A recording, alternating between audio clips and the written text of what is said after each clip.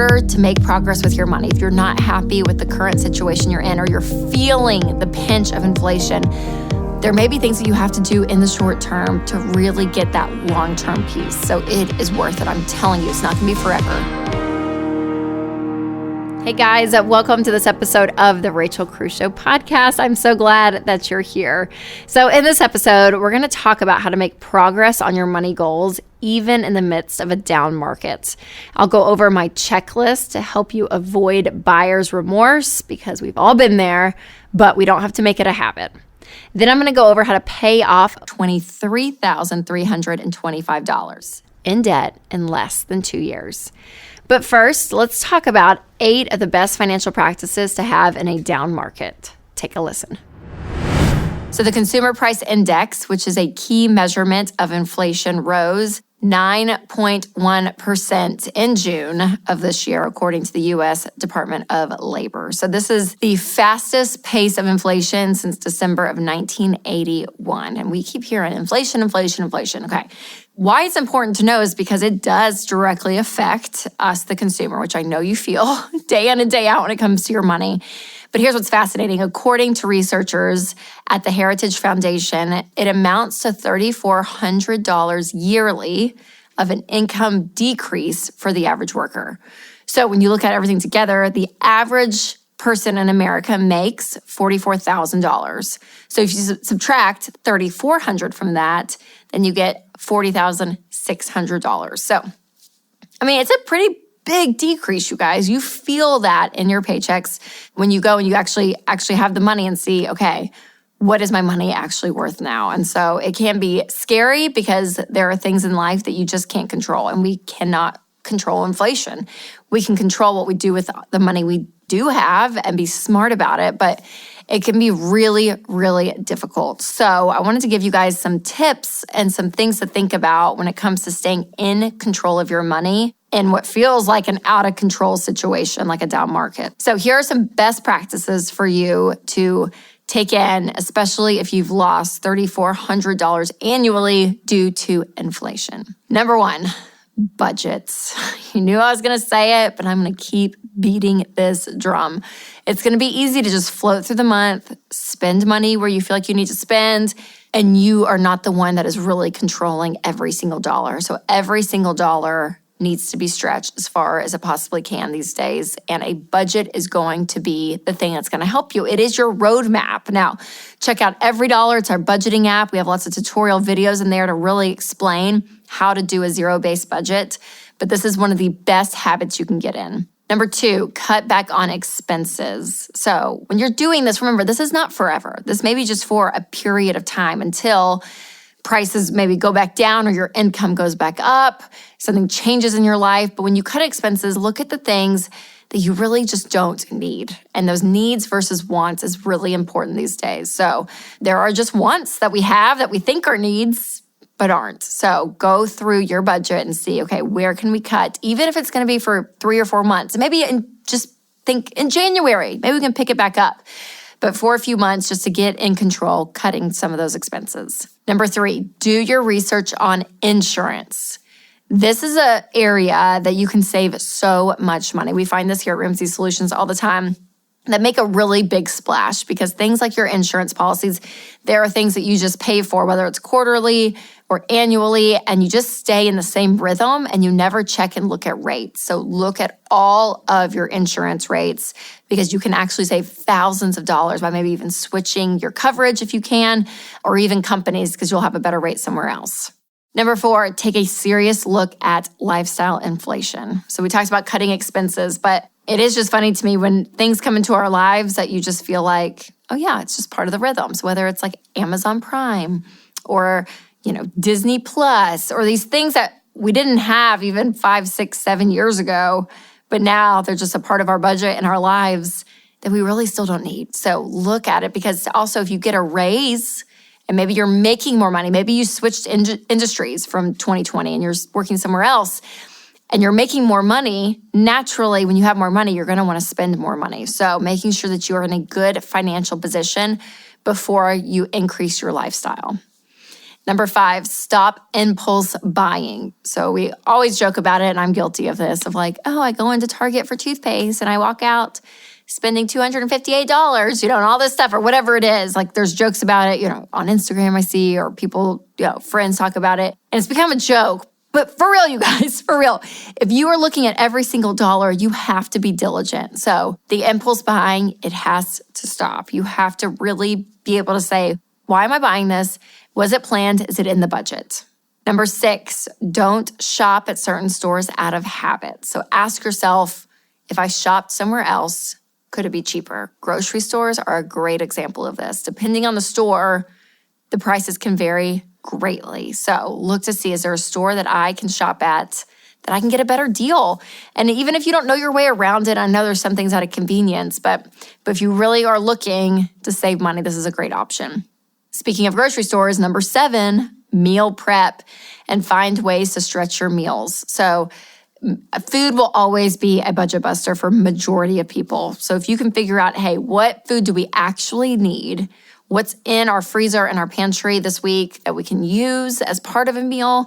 Anywhere you can save money, that is key. Number 8, don't view financial sacrifice as being beneath you. So it's really hard when you're living at a certain expectation, right? A certain lifestyle and an expectation that I think culture has set for us. You're here and you're realizing, gosh, it's so tight. I feel like we're just living paycheck to paycheck. Nothing's budging, nothing's moving. Something has to change. So whether that's picking up an extra job or a side hustle or it's cutting expenses, like any of those things that take you out of your regular rhythm with your money is going to be so important. And again, it feels like, oh, I shouldn't have to do this because I work hard and, I've been doing great at work and I'm making great money or whatever the case may be. But for that moment, for you to get in control, there's probably going to be sacrifices involved and it's not going to be forever. And there's so much that goes into this, you guys. Again, it can feel like, oh, I'm not going to take that on over there because, whatever, how it looks or how it feels, I don't want to do that. But in order to make progress with your money, if you're not happy with the current situation you're in or you're feeling the pinch of inflation, there may be things that you have to do in the short term to really get that long-term piece. So it is worth it. I'm telling you, it's not going to be forever, but maybe needed in this moment. So I know it's hard. And again, some people are struggling more than others. Some people, this is their wake-up call to realize, oh, wow, $3,400, that swing feels like it's taking me out and I'm feeling it. So whatever it is, just know that you can get in control of your money. Just know you can get yourself out of debt and have margin back in your life. You can start to build wealth. You can change your legacy when it comes to money. These things are possible, but it is up to you to say, what can I control and focus on those things. All right, I have a question for you. Do you love online shopping? If the answer is yes, I get you. This is so me. I love it, but if you love it as well, we have to be careful. It is so easy to get all comfy at home and scroll and swipe and spend. But if you've budgeted for your shopping, then just go for it. Just make sure that you're making your money go as far as possible. That is why I love shopping at Jane. They've got stylish clothes, accessories, home decor, and more for up to 65% off. Plus, Jane has new deals every day from thousands of small women-owned businesses and designer brands. So you've got to check it out, you guys. Go to jane.com/Rachel and save up to 65% today. So today we're going to talk about how to pay off a crazy amount of debt in less than 2 years. So this is something we talk about a lot, and we say, you can pay off debt. On average, people are doing the debt snowball in 18 to 24 months. And I hear some people be like, wait, what?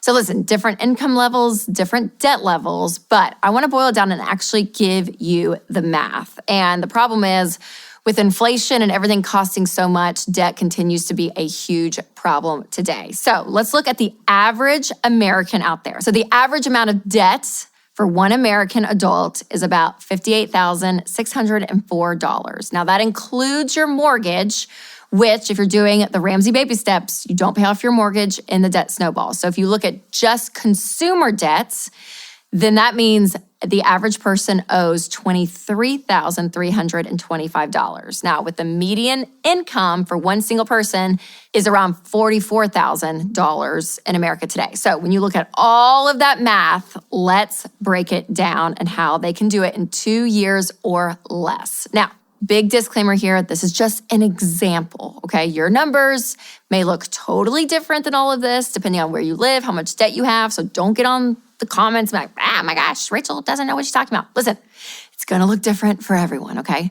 So let's say for this example that this person wants to pay off all of their debt in 18 months and they make $44,000. So if that's your gross income, you have to remember taxes, and that's going to vary state by state. So if you were to pay off $23,325 in 18 months, that means that you're going to need to put about $1,300 a month towards your debts. And your monthly income on that salary would be $3,666. So is that even possible? If you just bring home $3,666 to pay off all of that debt. Well, let's break down the numbers. First, you want to look at expenses and what you can cut. So the average car payment right now is around $554. So let's pretend that you sell that car. That frees up, lots of money per month. Now, Americans spend on average $280 a month eating out. So let's just say you cut that. Average monthly cable bill is about $78 per month, so let's cut that. Now, if you cut out all those things, you're already saving $912 per month, which is a huge jumpstart, you guys. Like this feels good. This feels like progress. Now, there are plenty of other areas that you can scale back or even cut out completely. So think about it. Hair salon visits, grocery stores, streaming services, impulse buys, gym membership, new clothes, electronics, subscriptions, vacations. There's so much that we spend money on that are really wants. They're not technically needs that, again, for this amount of time to pay off debt that you can cut. So I want you to take a closer look at your own specific budget and say, okay, what am I willing to sacrifice? Now, these changes, again, are temporary. I don't want you to live like this forever. So once you're out of debt and you have margin again, you can breathe when you have no payments. Okay, we looked at the expenses side. Now let's look on how you can make extra money per month. So you can actually flip and sell furniture. And if you refurbished 2 pieces of furniture per month and made a $100 profit each time you did that, then you'd have an extra $200 a month. You can also make $120 to $160 per day shopping for Instacart. So let's say you did that twice a month, then you can make $240. So look, $900 that we cut out from expenses plus $200 plus $240. So that equals $1,352. So that's over the savings goal that you want per month to pay off your debt in 18 months, which means if you did this, you'd pay it off faster than 18 months, which is amazing, because one thing that we find too is that once you're doing this, that motivation kicks in, you guys. And at first where you're like, oh, let's keep this, and this while we're doing this journey. And you get in, you're like, wait, if we cut that for 2 months, we could be that much further ahead. Oh yeah, and people start sacrificing more and working more, because as the ball starts rolling, you get that much more excited because you're tasting that freedom, that idea of my paycheck hitting my account and nothing's leaving it except me deciding, not Bank of America, not Toyota, but me. There's something so powerful about that. So again, in this example, yes, you are cutting things and you're also making extra money. So you can also do other things. You can just look around your house and say, hey, I just want to sell stuff. We all have so much crap in our house that we don't use that you can make some money off of. So you could do this with Craigslist, Facebook Marketplace. There's even ways to make money by tutoring online. You could drive for Uber or Lyft. You could rent out your car. You could rent out rooms in your house with Airbnb. You can walk dogs. You can nanny. You can clean and organize homes. There's so many ways to bring in some more money. Now, I did a recent video on how to save a ton of money quickly, where I talk about all of these things. So I'll put a link to that in the description below. And again, this might look a little different for your situation. Again, numbers or what you can and cannot do, all the things. But just know that it can be done. Okay, we talk to people every single day that are doing this. And keep in mind that when you get 6 months to a year into paying off your debt, some of you might think, oh my gosh, this is feeling like forever. And you actually might start losing momentum when you're deep in the journey, but don't give up. Keep at it and have quick wins, you guys. Like have these moments of celebration that it doesn't have to be the very end of paying off all your debt, but have these milestones, these markers throughout the journey. They say, if we can just get to that. That's how I always am. I walk my kids to school because we're so close to where we live. And I'll come walk back with my 5-year-old and 3-year-old because we drop our second grader off and we walk back. And they're like, Mom, it's like I'm making them hike up Mount Everest every time we do this. I'm like, y'all, you're fine, but we're gonna walk up this sidewalk, up this bike path. And I always tell them, I'm like, just go to that light pole, run to that light pole and I'll catch up. And then we meet the light pole and I'm like, okay, go to that street sign. And it's like having these markers along the way are so helpful. It's these quick wins. And so have that if you feel like you're losing motivation. But just know you can do this. And if you want help along the way, if you want motivation, I really recommend going through Financial Peace University. This is the money class that everyone should take because it's going to give you the basics. It's going to give you the motivation to be able to know exactly step by step what to do. Because anything in life that you're learning new, you need someone to help you. I mean, I feel that way, whether it's with parenting and marriage, all this stuff. I'm like, I want other people who are experts, who know what they're talking about to speak into that area of my life. And that's what Financial Peace University can be for you. It can be that class that walks right beside you, all the videos, all the information you need to say, hey, I want to teach you how to do this so well. So I'll put a link in the description for Financial Peace University. So make sure to check it out. And remember, you guys, it's possible. You can do this. You can make a decision today to do something different with your money and start working your way out of debt. Hey guys, it's Rachel. If healthcare costs are increasing while your available choices are decreasing, check out Christian Healthcare Ministries. CHM is a biblically based health cost-sharing ministry, and it's an affordable alternative to health insurance. Find out more at chministries.org/budget. That's chministries.org/budget. So at one point or another, I think we've all had buyer's remorse. Yep. When you buy something and then you have serious regret about it later. Because we all buy crazy stuff, but then when you hear other people's experiences, you're like, okay, I don't feel crazy. Because listen, we've all done it. We have all done it. I saw this fashion blogger and she had this cute like sweatshirt type, kind of crop top, high-waisted shorts, like loungewear. And I thought, I can do that. Got it? Nope. No, I can't. No, I can't. Oh, we all buy stuff that we think, oh yeah, that'll work. And then you're like, no, no, gosh. It is, it's terrible. And the worst part is you spend money and then you regret it. And if you can return it, obviously that's wonderful. But sometimes you can't. And it's just like, dang it, why did I do that? So we want to protect ourselves against that so that we can save money. And especially during this time with inflation, you guys, how expensive stuff is. More than ever, we have to be aware of this. Now, a lot of people struggle with it, okay? So that's the good news, so you don't have to feel alone. But also, we want to know how to be wise. How do we purchase things with wisdom that we know we're not going to regret later? So here is my pre-purchase checklist that may help you avoid buyer's remorse. You ready?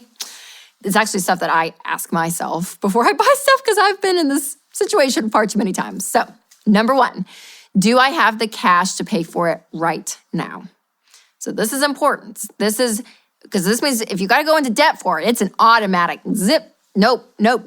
So for me, number 1, I'm like, it's not an option. I'm never going to go into debt, let's be honest, in this situation. So for me, I'm like, okay, if I don't have the money right now, I got to just put that aside. But if I do, then we move on to number 2. Even if you have the money, is it budgeted for?